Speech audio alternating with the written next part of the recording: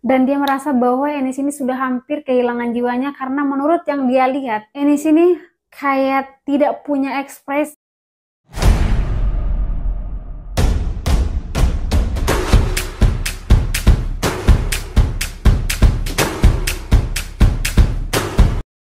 Hai, welcome back to our channel. Jadi hari ini kita dapat cerita dari Kak Yanti dan ceritanya lumayan dar.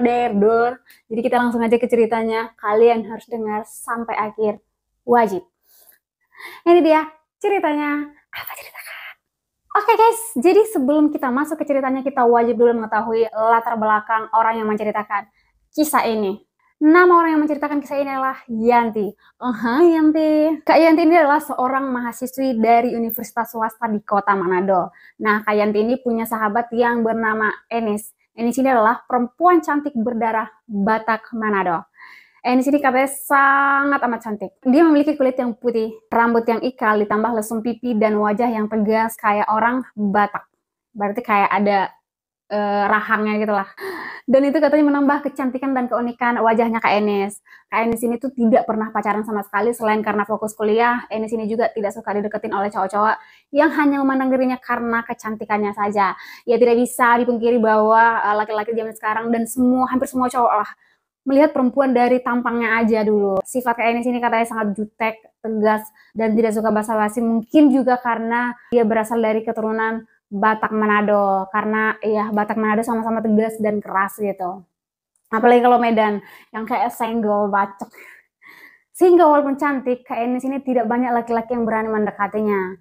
Nah, katanya di akhir semester ini mereka akan mengadakan KKN di Ternate, di desa terpencil di kota Ternate saat itu. Nah, disinilah kisahnya dimulai. Oke, menurut keterangan Kak Yanti, setelah mereka nyampe di sana, Enis dengan wajahnya yang cantik ini langsung menarik perhatian orang-orang di sana termasuk laki-laki. Nah, mereka langsung dideketin oleh laki-laki dan laki-laki ini bergantian menawarkan diri untuk membantu Enis keluar dari pickup. Karena kebetulan saat itu jalanan sangat becek dan mereka terpaksa menggunakan pickup menuju ke desa terpencil itu.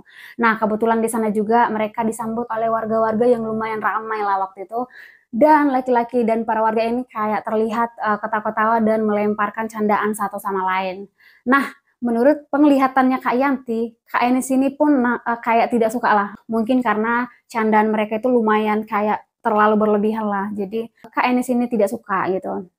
Nah, Kak Enis ini langsung melompat dari pickup dan langsung minta tolong kepada kepala desa untuk mengantarkan mereka ke rumah yang akan mereka tinggalin. For your information bahwa Kak Enis ini tidak pernah suka untuk KKN di desa itu karena dia pengen KKN di desanya sendiri dan dia pengen keluar segera dari desa itu. Beberapa hari kemudian mereka itu langsung terjun ke lapangan dan masuk ke ladang-ladang para warga untuk membantu para warga saat itu karena itu merupakan salah satu juga target KKN mereka. Nah, setelah kejadian di pickup waktu itu ada laki-laki yang mulai takut atau segan dengan Kak Enis ini, ada juga yang merasa lebih tertantang untuk mendekati Kak Enis.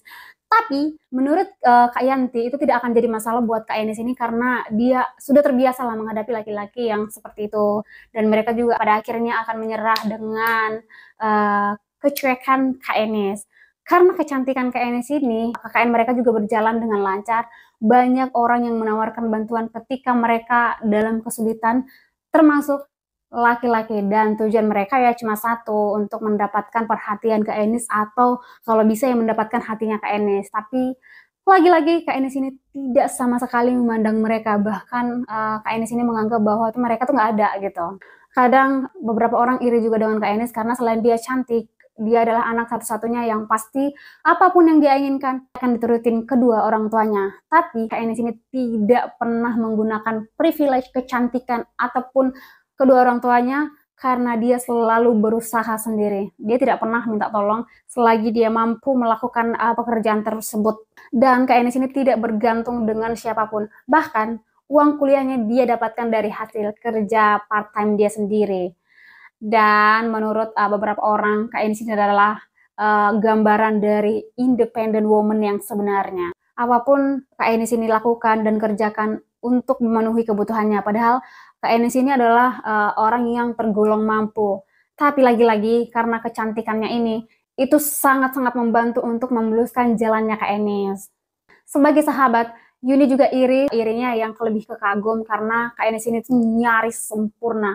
Dia bahkan bukan kayak perempuan sembarangan. Dia tidak sembarangan disentuh sama sekali dengan laki-laki. Dia akan sangat-sangat amat marah ketika laki-laki sembarangan untuk menyentuh dirinya gitu.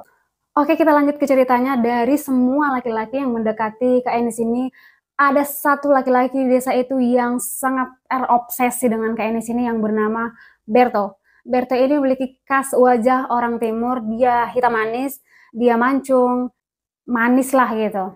Dia sangat tergila-gila dengan Kak Enis ini. Dia hampir tiap pagi meletakkan bunga di depan kamarnya Kak Enis dan sesekali dia juga mengantarkan makanan ke tempat Kak Enis. Dia juga adalah orang yang pertama yang ada di saat mereka tuh lagi kesusahan. Entah itu cuma untuk nimba air atau untuk memperbaiki saklar listrik dan lain-lain gitu.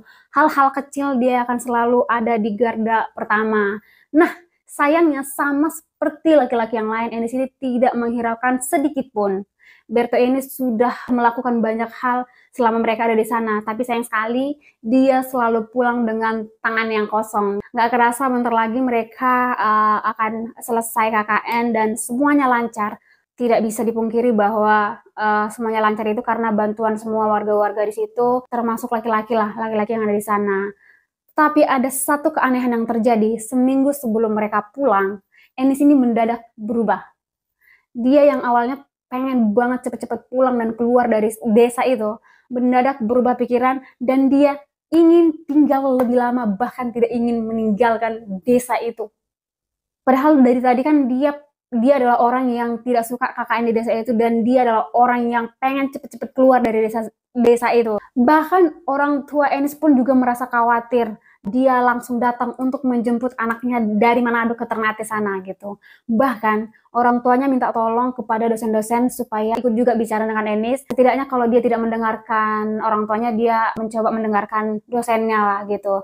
Jangankan dosen, bahkan teman-teman yang udah dekat dengan Kak Enis ini tidak didengarkan sama sekali oleh Kak Enis. Alhasil dengan berat hati mereka meninggalkan Kak Enis di kampung itu dan menitipkan Enis kepada kepala desa yang ada di sana.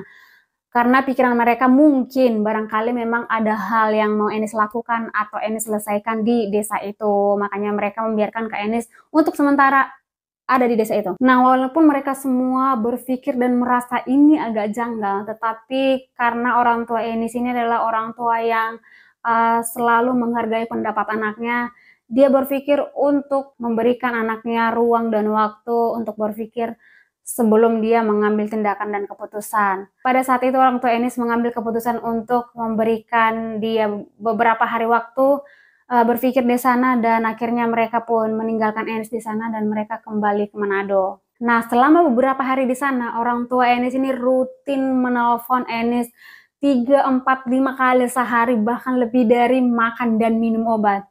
Tetapi 3 hari setelah kejadian itu, ada hal yang terjadi. Enis meminta izin untuk menikahi salah satu laki-laki di desa itu. Dan kalian tahu dia siapa? Yaps, Berto.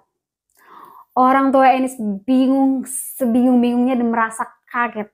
Dia memanggil teman-teman KKN Enis ini dan menanyakan sebenarnya apa sih yang terjadi dengan Enis ini gitu. Karena ya tidak mungkin Enis ini tiba-tiba melakukan hal yang sangat-sangat aneh itu. Bahkan dia sendiri tidak pernah melirik laki-laki. Dia hanya menghabiskan waktunya untuk kuliah kerja gitu. Yuni ini yang paling dekat dengan Enis pun bingung kenapa ini bisa terjadi. Tapi Yuni ini mengambil kesimpulan dan dia mengatakan bahwa mungkin aja memang Enis ini merasa tersentuh dengan kebaikan Berto karena dia sangat baik selama ini. Mereka sangat banyak dibantu oleh Berto. Tetapi orang tua Enis ini tidak percaya sama sekali, mereka lebih mengenal anaknya. Mereka memohon kepada teman-temannya untuk ikut membantu membujuk Enis, ya setidaknya sampai kuliahnya selesai baru dia diizinkan untuk menikah. Beberapa bulan kemudian, Enis ini menikah dengan Berto, yang artinya Enis tidak mendengarkan orang tuanya dan teman-temannya. Bahkan, orang tua Enis ini berusaha melakukan banyak hal tapi tidak sama sekali membuahkan hasil. Pernikahan mereka tidak dihadiri oleh orang tua Enis, Yuni dan teman-temannya pun tidak datang karena saat itu mereka juga sibuk skripsi dan akan mau wisuda gitu. Kabar terakhir yang Yuni dengar, Enis ini tidak seperti dirinya sendiri. Dia sering bengong dan tidak pernah tersenyum saat itu. Dia yang dulu aktif, jutek, sekarang dia sangat amat penurut, terutama kepada Berto. Nah, di samping itu orang tua Enis ini selalu berusaha mencari solusi untuk mengembalikan Enis, tapi ya saat itu mereka tetap saja belum mendapatkan hasil. Menurut cerita yang Yuni dengar, orang tua Enis ini tuh pernah menjemput Enis sebelum Enis ini menikah. Bahkan orang tua Enis ini sampai bersujud kepada Berto agar mengembalikan putrinya. Tapi Berto ini menyerahkan kepada Enis untuk memilih stay atau ikut orang tuanya. Tapi saat itu tanpa ragu Enis ini langsung menjawab dan tetap memilih menikahi Berto. Saat itulah orang tua Enis ini mulai drop dan kondisi mereka sangat memprihatinkan, termasuk ibunya Enis. Setahun setelah pernikahan mereka, ibunya Enis meninggal dan ayahnya ingin menjemput putrinya untuk melihat ibunya untuk yang terakhir kalinya. Menurut cerita bapaknya Enis, saat dia sampai di desa itu dan melihat putrinya, dia sangat amat kaget dan sangat amat memprihatinkan melihat keadaan Enis ini yang mulai memburuk. Mata Enis ini mulai sayu, wajahnya yang mulai keriput dan agak tua, rambutnya berantakan, bajunya kucel, tubuhnya sangat amat kurus. Bapaknya Enis ini langsung berlari memeluk Enis saat itu, tetapi Enis ini tidak sama sekali membalas pelukan itu. Dia hanya terdiam mematung menerima pelukan dari bapaknya Enis. Ayah Enis ini pun menceritakan kalau ibunya telah tiada dan memohon untuk Enis bisa ikut pulang dengan bapaknya sendiri. Dan saat itu Enis menolak dan memilih untuk tetap stay di situ. Ayah Enis ini merasa ini sangat aneh dan dia merasa kayak kok dia seperti ini gitu. Saat melihat Enis ini tanpa ekspresi mendengarkan cerita bahwa ibunya telah tiada. Bahkan dia tidak kaget apalagi menangis. Saat itulah ayahnya Enis ini merasa Enis sangat amat janggal. Dia langsung pergi mencari orang pintar di desa itu. Dia pun minta tolong agar teman-teman KKN-nya Enis ini ikut datang membantu Enis ini. Dan beberapa jam kemudian mereka langsung sampai di Ternate dan mereka pergi bersama ke orang pintar ini. Nah, setelah sampai di sana, orang pintar ini udah tahu tujuan mereka datang untuk apa. Dia langsung bilang, kamu datang untuk menyelamatkan anakmu kan? Gitu. Orang pintar ini pun langsung mengambil satu helai daun sirih dan setelah itu dia langsung kayak melihat kejadian yang sebenarnya. Dia mengatakan bahwa Enis ini ternyata dipelet. Dan awal ceritanya dimulai pada saat Enis ini menolak Berto dan dia mengatakan kata-kata yang sangat amat kasar. Paling parahnya Enis ini meludahi wajah Berto. Saat itulah Berto ini merasa sangat amat sakit hati dan merasa direndahkan. Berto ini mengambil ludahnya Enis ini yang tadi di pipinya itu langsung diambil dan Enis langsung diguna-guna melalui air liur itu. Guna-guna ini akan membuat Enis tidak akan pernah bisa keluar dari kampung itu. Bahkan dia akan tergila-gila dengan Berto dan tujuan Berto ke depannya untuk membalaskan sakit hatinya karena sudah diperlakukan seperti itu oleh Enis. Salah sih. Oke, kita lanjut ke ceritanya. Kan teman-temannya Enis ini ikut datang, tiba-tiba salah satu temannya Enis ini yang bernama Rita langsung nyeletuk dan bilang memang benar Enis ini bilang bahwa si Berto ini tidak pantas untuk Enis. Dia cuma laki-laki kampung yang akan membusuk di kampung itu. Pikiran mereka itu sempit.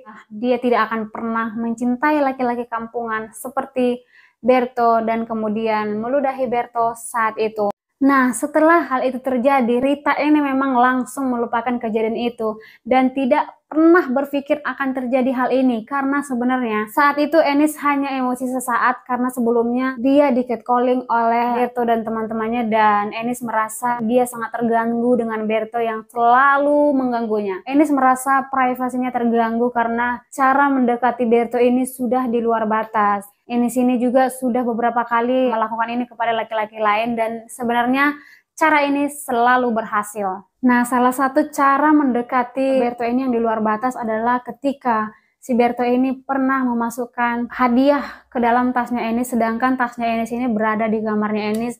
Berarti Berto ini masuk ke kamar Enis tanpa sepengetahuannya Enis untuk memberikan hadiah itu. Nah, sebenarnya mungkin tujuan Enis ini hanya ingin memberikan efek jera kepada Berto dan teman-temannya, tapi caranya Enis ini sangat amat salah dan sangat-sangat amat ekstrim gitu.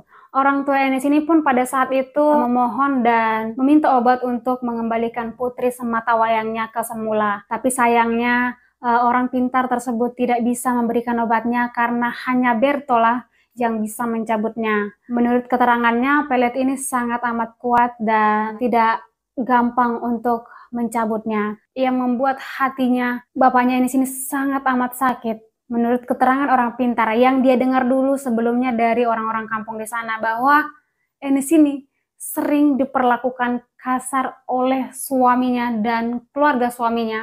Bahkan yang paling parahnya, Enis ini pernah dipakai oleh teman-teman suaminya yang tidak lain dan tidak bukan adalah teman-temannya Berto.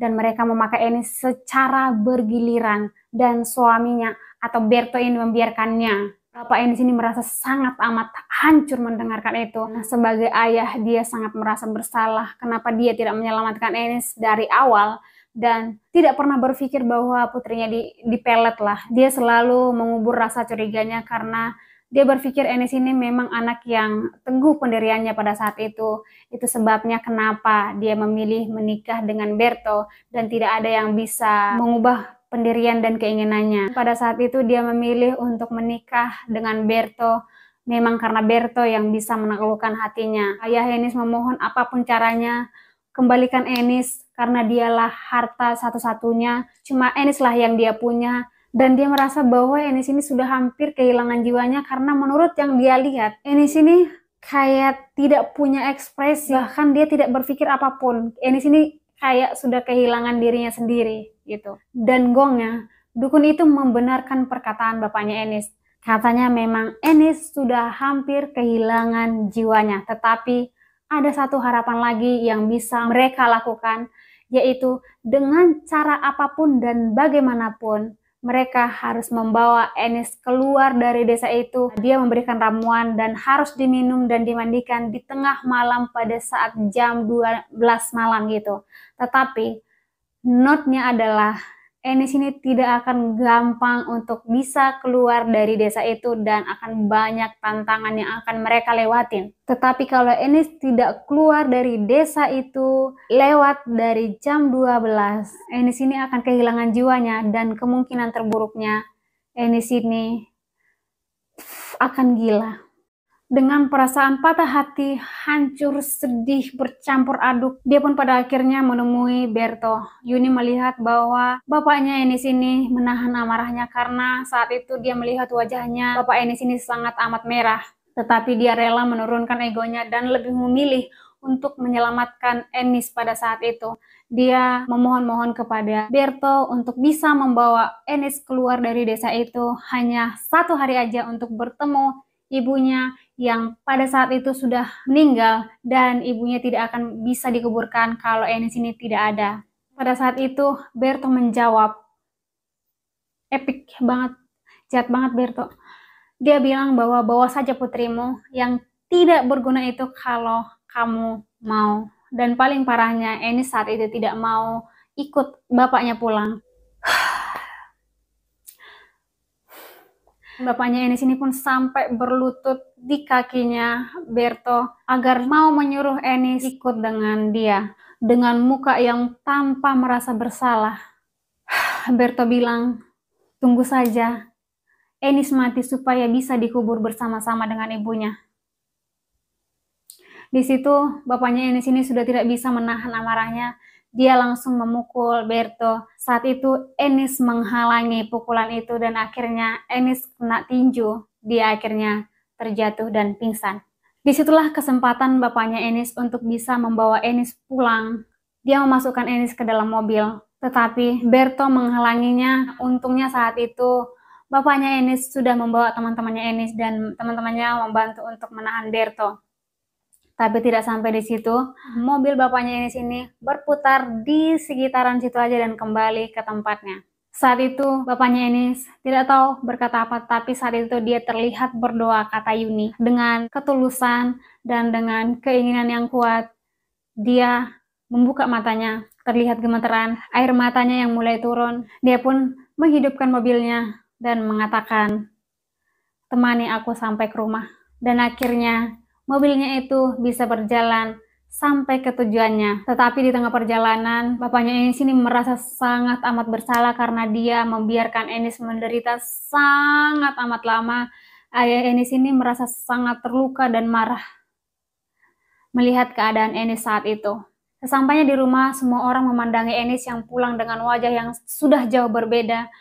Ayahnya tambah menangis dan sangat-sangat sedih karena melihat jenazah istrinya. Dia pun juga langsung membawa Enis masuk ke kamar dan menyuruh mereka, teman-teman KKN Enis ini, untuk mengikat Enis. Akhirnya teman KKN Enis ini pun ikut serta membantu memijit, memberikan minyak kayu putih, dan setelah beberapa jam dia pun akhirnya bangun dan dia berteriak memohon agar dikembalikan ke desa itu. Dia memanggil nama Berto setiap detik. Saat itu orang tua Enis ini menyuruh Yuni dan teman-temannya keluar. Ayahnya Enis ini tidak beranjak sedikit pun dari tempat duduknya sampai malam. Karena teman-teman Enis ini khawatir, mereka menemani bapaknya Enis dan mereka nginep di situ saat itu. Dan di pagi harinya mereka mendengar teriakan menangis di bawah di lantai 1. Mereka mendengar tangisan ini sangat amat kuat. Mereka melihat Enis ini menangisi jenazah ibunya. Sedih banget, Cok. Enis ini udah kembali. Mereka mengenal suaranya Enis ini yang dulu mereka kenal, ternyata benar-benar Enis sudah kembali. Mereka semua ikut menangis, termasuk orang-orang yang ada di sana. Ayahnya Enis ini menangis tersungkur. Tetapi walaupun dia menangis, dia ada senyuman lah di pipinya. Dia melihat Enis dan jenazah istrinya. Dia mulai mendekat. Dia bilang ke istrinya, terima kasih. Kamu sudah menyelamatkan Enis karena Enis kamu sudah kembali. Dan mungkin itu adalah caranya ibunya Enis ini supaya Enis bisa kembali. Karena ingat tadi yang dibilang orang pintar bahwa ini adalah hari yang terakhir. Dan bisa jadi kita tidak tahu bahwa ibunya Enis ini memberikan nyawanya untuk menyelamatkan Enis. Kita tidak tahu. Tapi menurut kabar yang beredar adalah ibunya Enis ini meninggal hanya untuk menyelamatkan putrinya Enis. Begitulah ceritanya. Sedih banget. Jangan sedih teman-teman, karena saat ini Enis melanjutkan kuliahnya dan dia sudah menjadi dokter. Dia sudah melupakan kejadian yang dia alami dulu. Sekarang dia sudah menjadi perempuan yang sangat amat lembut dan sabar. Ayahnya Enis sekarang selalu berada di dekat Enis. Dia kelihatan lebih muda dan lebih bahagia. Hebatnya mereka melanjutkan hidupnya tanpa rasa dendam, tanpa rasa benci, dan mereka sudah melupakan kejadian yang sudah berlalu. Kabar terakhir, Berto menikah dengan salah satu anak KKN yang baru di desa itu. Entah itu karena pelet atau mungkin karena apapun, tapi ayahnya Enis mencoba menghubungi keluarga perempuan itu. Dan ayahnya Enis ini bilang bahwa mereka harus memperjuangkan putrinya sebelum hal yang sama terjadi dengan putri mereka. Greget banget ceritanya. Semoga dari cerita ini kita belajar untuk lebih menjaga sikap kita, tingkah laku kita, perkataan kita, agar tidak menyakiti hati siapapun, termasuk orang-orang di sekitar kita, karena kita tidak tahu apa yang akan terjadi ke depannya, dan kita tidak boleh membiasakan hal-hal buruk yang sudah kita lakukan karena mungkin kita belum mendapatkan karmanya saat itu, maka kita melanjutkan kebiasaan-kebiasaan buruk itu. Karena setiap apapun yang kita lakukan, apapun yang kita tanam, itu yang kita tuai gitu. Jadi lakukanlah yang baik-baik aja. Apalagi kita di desa orang atau di kampung orang itu hati-hati banget bersikap. Jangan pernah sembarangan melakukan sesuatu hal gitu guys. Buat teman-teman yang ingin mengirim ceritanya, boleh dikirim melalui email yang sudah saya sematkan di bawah. Jangan lupa cerita kalian harus menginspirasi atau mengubah orang jadi lebih baik, atau perjuangan kalian, bagaimana kalian survive menjadi lebih baik, supaya apapun yang ada di channel ini bisa menginspirasi kita atau menambah semangat kita semua. Oke guys, terima kasih, sampai jumpa. Semoga kita ketemu di episode berikutnya. Bye-bye.